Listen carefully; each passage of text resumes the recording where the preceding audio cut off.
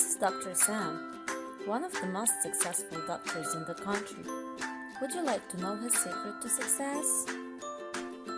Well, I guess it's all because of spending days and nights studying and researching. Honestly, yes. I had worked too hard until I achieved my dream and became a doctor. Hard work pays off. Oh, then becoming a doctor wasn't that easy. First he worked too hard, then he achieved his dream. Honestly, yes. I had worked too hard until I achieved my dream and became a doctor. But wait a minute. What did he say? Had worked? When did this action happen? Didn't it happen in the past? Yes, it did. It happened in the past, just like achieving his dream.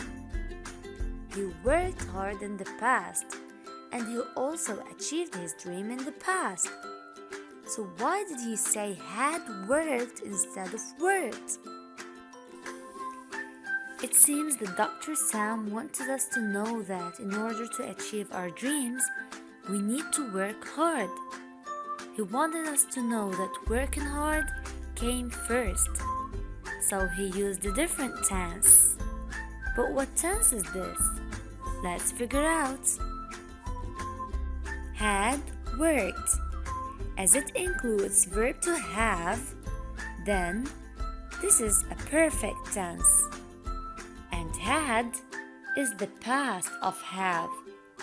Then this is the past perfect tense.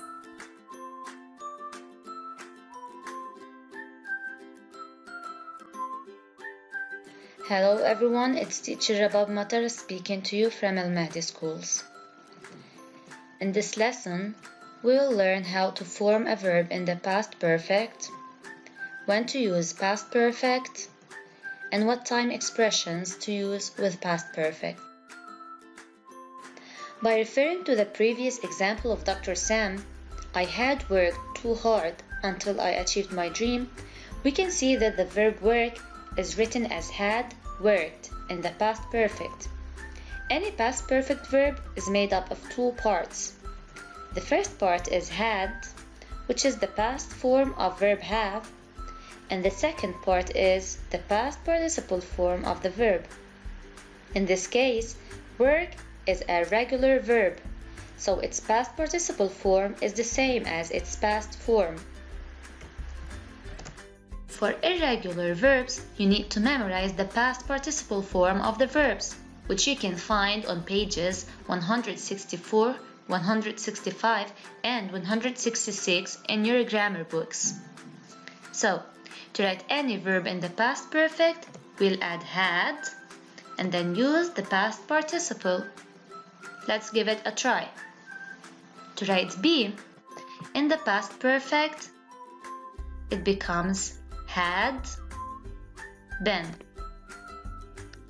Begin, had begun. Drink, had drunk. Give, had given. Have becomes had had. Had sounds a little bit confusing, but you can actually say it. Like for example, when you say, I had had my breakfast before I started studying. Here are some more examples of sentences that include verbs in the past perfect. Ali had eaten his sandwich before he left school. Verb eat is written as had eaten by adding the verb had plus using the past participle of eat, which is eaten. By the time the policeman arrived, the burglar had already run away. Run is written as had run. So now we know how to write the verb in the past perfect. But when do we use it? We will use the same previous examples. Ali had eaten his sandwich before he left to school. In this sentence we have two verbs, had eaten and left. Which action do you think happened first? Is it the action of eating or the action of leaving to school? Did Ali eat first or he left to school first? So he ate first.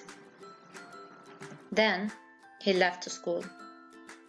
It's not because the action of eating came in the beginning of the sentence, but it's because it happened before leaving to school. Notice that this action is written in the past perfect, and the action that happened second is written in the simple past. Here is another example. By the time the policeman arrived, the burglar had already run away. In this sentence also we have two verbs, arrived and had already run. So which action happened first? Did the policeman arrive first or did the burglar run away first? This sentence shows us that when the policeman arrived, there was no burglar there. So the burglar had run away first. And notice that this action also is written in the past perfect. And the action that happened later is written in the simple past. Thus, past perfect is used for the action that happened first. So whenever you have two actions that happened in the past, past perfect is used for the action that happened before another action, for the action that happened first. Take this as one more example. Yesterday at 8, I watched a movie. Then at 9, I slept. Both of these actions happened in the past, but one happened before the other. Which action happened first? It's definitely the one that happened at 8, the action of watching a movie. Then this action must be expressed in the past perfect. Here we add had. So the verb becomes had watched. And the action that happened later stays in the past. Past of sleep is slept. To express this in a sentence, we can say, when I had watched a movie, I slept. This shows that I watched the movie first and then I slept. Or, I slept after I had watched the movie. They have the same meaning. Thus, use past perfect to show that an action happened before another action or event in the past. We use past perfect for the action that happened first. Let's try to change this sentence into negative. To change any sentence into negative, we need to add not. So the sentence becomes, Ali had not eaten his sandwich before he left to school. Then the negative form is had not, or you can say hadn't, then the past participle form of the verb. To change the same sentence into interrogative, we just need to change the place of had. We put it at the beginning of the sentence. Then the sentence becomes, had Ali eaten his sandwich before he left to school? And because it's a question, you shouldn't forget the question mark. The answer to such a question is, yes, he had, or no, he hadn't. Thus, the form of a yes or no question is had, then comes the subject, which is Ali in this case, and then the past participle of the verb. The most common time expressions used with past perfect are before, after, already, never, when, until, and by the time. Here I can give you one useful tip which helps you to know where to write the past perfect whenever you have the words before and after in the middle of the sentence. Past perfect always comes before and after. So past perfect comes before and after. Then the other part of the sentence will be for simple past. By the time always introduces simple past, which means that the first verb that comes after by the time should be in the simple past. Now let's solve this exercise in order to check our understanding of the lesson. Try to figure out how to write the verbs in parentheses, whether in past perfect or in simple past. For the first sentence, William lived in Boston for 6 years before he moved to New York. Which action happened first? Live or move? When James tried to call us, we already leave the house. By the time the football game began, we be at the coffee shop. To know the answers, you have to think of the action that happened first. Keep in mind that the action that happened first should be written in the past perfect, so the other action will be in the simple past. For number 1, which action happened first? Living in Boston or moving to New York?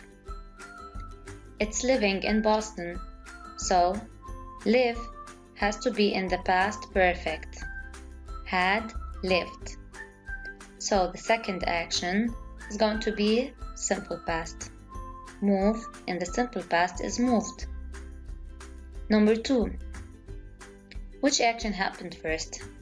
Trying to call us or leaving the house? It's leaving the house. So we had already left the house, happened first. Then James tried to call us. Number 3. By the time the football game began, we be at the coffee shop. Keep in mind that by the time introduces simple past. So the verb that comes after by the time should be written in the simple past.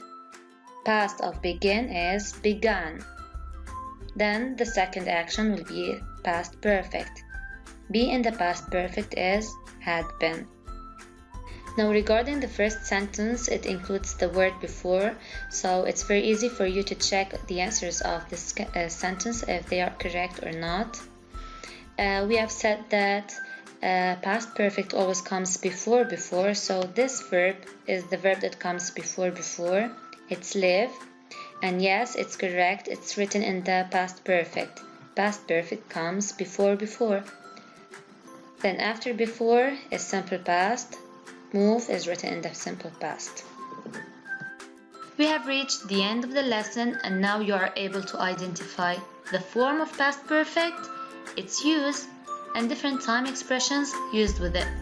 Don't forget to practice more by solving exercises on pages 80 to 83 in your grammar book. Now, I'll leave you to enjoy a quick revision for the whole lesson through a short comic. Have fun!